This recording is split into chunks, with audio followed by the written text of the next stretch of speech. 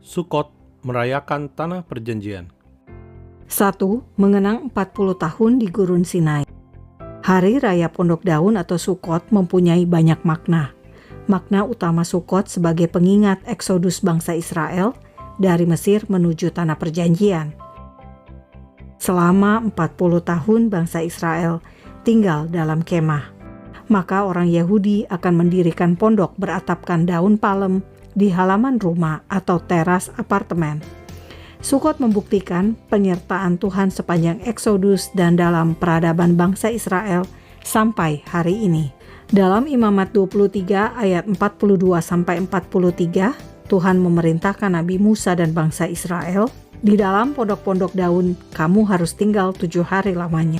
Setiap orang asli di Israel haruslah tinggal di dalam pondok-pondok daun, supaya diketahui oleh keturunanmu bahwa aku telah menyuruh orang Israel tinggal di dalam pondok-pondok selama aku menuntun mereka sesudah keluar dari tanah Mesir. Akulah Tuhan Allahmu. 2. Syukuran atas panen. Sukot juga diperingati sebagai ungkapan syukur atas hasil panen bangsa Israel di atas tanahnya sendiri, Tanah Perjanjian. Selama 40 tahun bangsa Israel hidup memakan mana yang disediakan oleh Tuhan sendiri. Setelah berada di Tanah Perjanjian, bangsa Israel diperintahkan untuk bersukaria.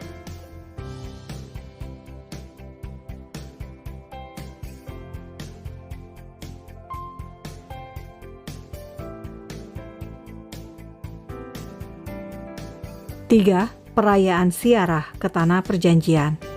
Bisa disimpulkan, Sukot adalah hari untuk merayakan Tanah Perjanjian dan menjadi bukti janji Tuhan tentang Tanah Perjanjian sudah digenapi. Karena itu, Sukot menjadi hari raya utama, hari raya wajib yang dipusatkan di Tanah Perjanjian, tempat yang dipilih Tuhan sendiri bagi bangsa Israel.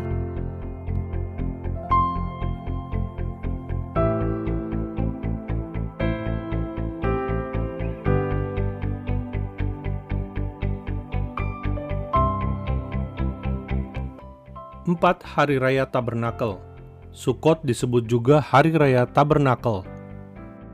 Tabernakel artinya kemah, tempat pertemuan antara Tuhan dengan Nabi Musa yang mewakili bangsa Israel.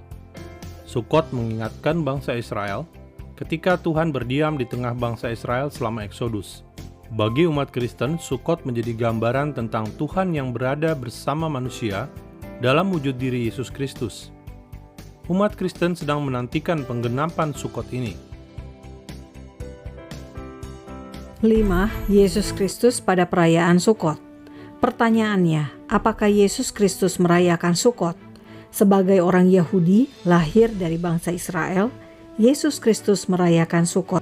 Tetapi, Yesus Kristus menggunakan momen hari ke-7 Sukot, yakni Hosana Rabbah, atau keselamatan besar, guna menyatakan keilahiannya.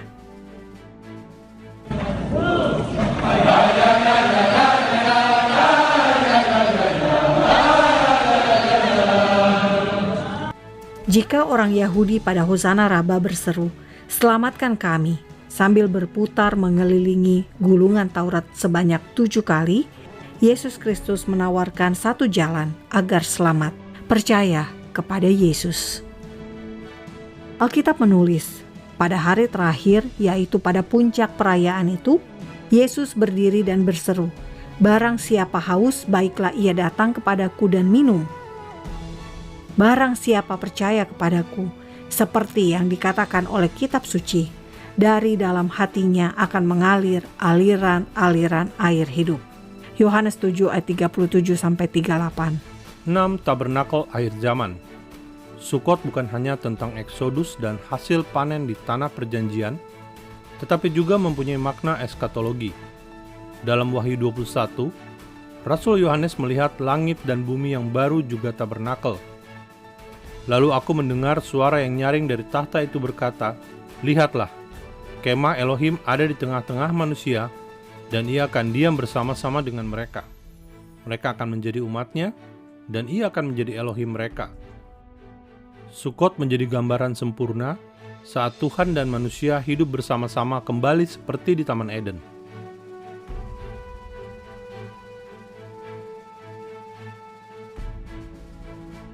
Tujuh, Israel dan orang percaya hidup bersama. Nabi Sakaria menulis, "Bersorak-sorai dan bersukarialah, hai putri Sion, sebab sesungguhnya aku datang dan diam di tengah-tengahmu. Demikianlah firman Tuhan. Dan banyak bangsa akan menggabungkan diri kepada Tuhan pada waktu itu, dan akan menjadi umatku, dan aku akan diam di tengah-tengahmu. Maka engkau akan mengetahui bahwa Tuhan semesta alam yang mengutus aku kepadamu." Sama seperti ketika Eksodus, sekali lagi pada akhir zaman, Tuhan kembali diam di tengah bangsa Israel. Bedanya, kelak akan ada bangsa-bangsa. Bahkan banyak bangsa. Bukan hanya bangsa Israel saja. Orang percaya dari segala bangsa yang memilih percaya Yesus akan masuk ke dalam kehidupan kekal bersama Tuhan selamanya.